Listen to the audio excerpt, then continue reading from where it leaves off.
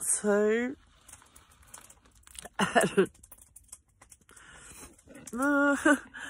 bad. I don't know about that. But anyway, this is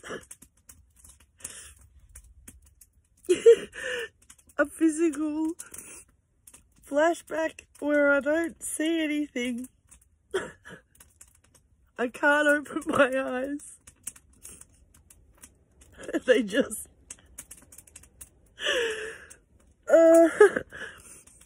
and it's like I'm trying to shut my eyes from seeing something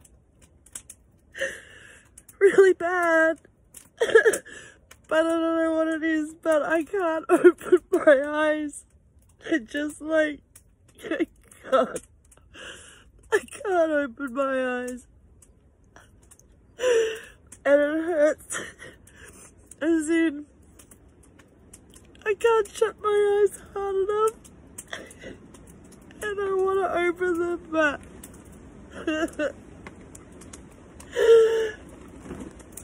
I can't open them.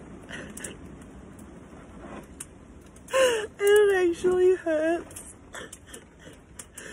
And I can't stop it.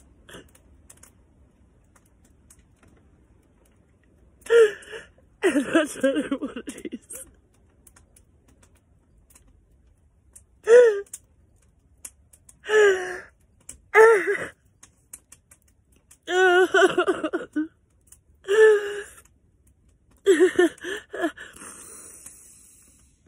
Breathing.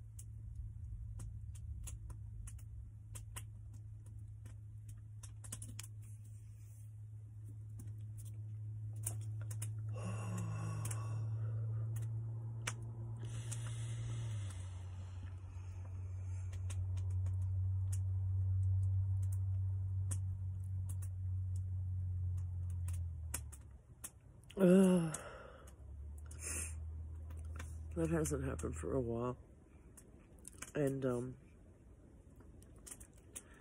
I haven't been dosing on a lot of mushrooms, as in I stopped weighing them after the first couple of weeks, and now I just chop a few up in my coffee.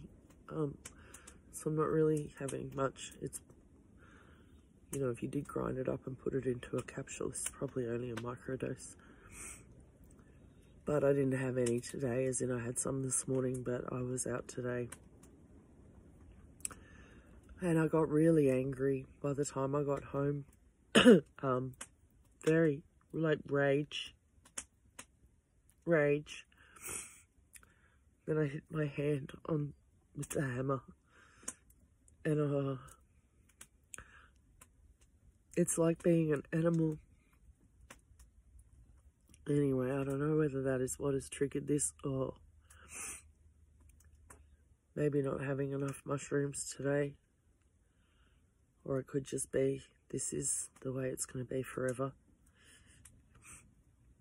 The only way I can describe it is that I am looking at something so horrifying that I can't shut my eyes hard enough, and I can't open them. And then I get the physical breathing, sort of weird, not crying. It's like, shock, I guess. I don't know. But that's, I think, a physical flashback. without seeing the memories. And I did have a flashback the other day, nothing bad, but it's bad, but anyway, it raised a lot of questions, and it answered a lot of questions.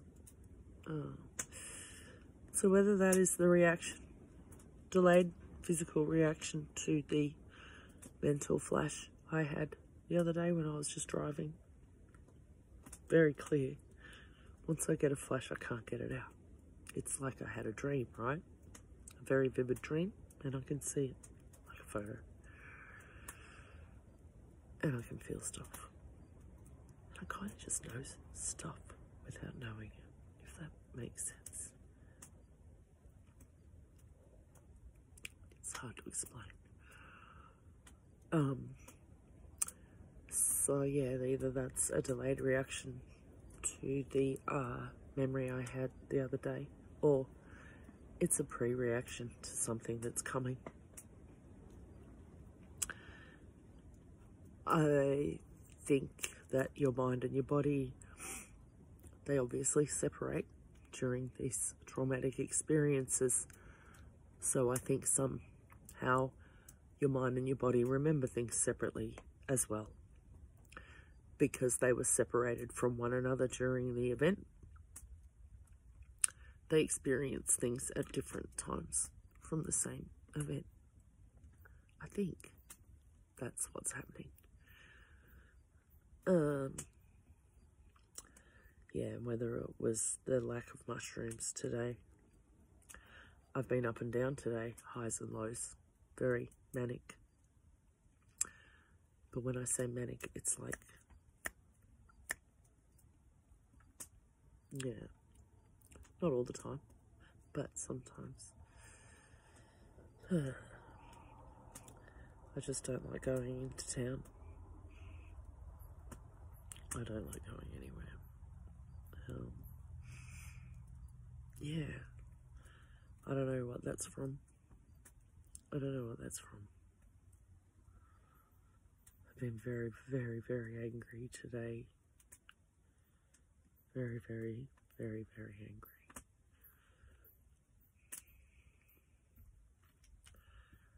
And when I wasn't appearing to be angry, I think it's just been bubbling below the surface, because when I hit my hand, yeah, it was very animalistic, the pain. But anyway, I don't even know if I'll share this. I just this one, like I said, haven't had something like that for a little while now.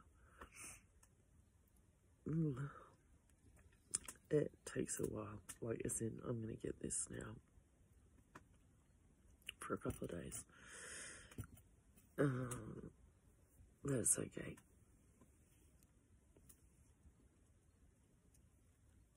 So yeah, physical flashback is kind of this, for me anyway. Sometimes I get shivers sometimes through my body that jump around everywhere, and they kind of get stuck in my spine, and I writhe around. Usually when I'm driving and I can't get the snake out of my body, and it's like a giant snake writhing up and down really fast all through every limb, sending shivers and getting stuck in your spine. And I just try and wiggle and worm and try and get it out, and I can't. And sometimes after I get the shivers, I get this like narcolepsy where I just start falling asleep. Oh, and I need sugar or coffee or something, Coke, ASAP. Because, yeah, I'll be driving and I literally, it's like narcolepsy. I can't explain it. And it's only after I get these horrible shiver attacks. They're usually related to a place. If I go somewhere, I'll see, I guess something, I don't know. I honestly don't know. I don't know what's going on in my head.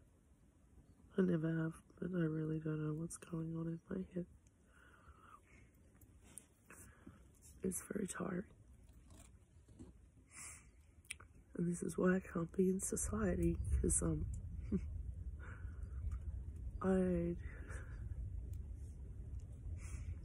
don't know what's coming ever.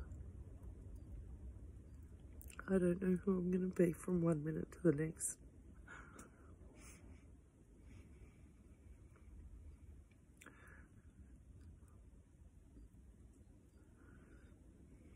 Yeah, so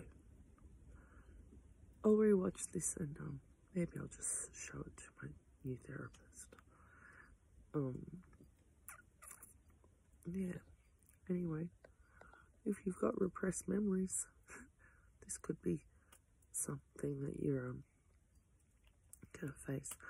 Oh, the breathing is something that 1-800-RESPECT told me when I was ringing up with flashbacks and very kind of couldn't breathe.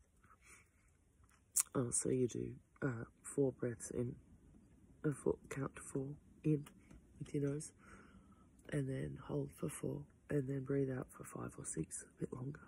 And usually if I do that like 3 times, no matter how bad it is, it calms me down. And it worked with a friend of mine when she rang up and I was going through this, and she said she was crying, and I talked her through the breathing and she calmed down. But it works. I forget. I do forget to do it sometimes, but just then, sometimes you need to, and it's the only way out.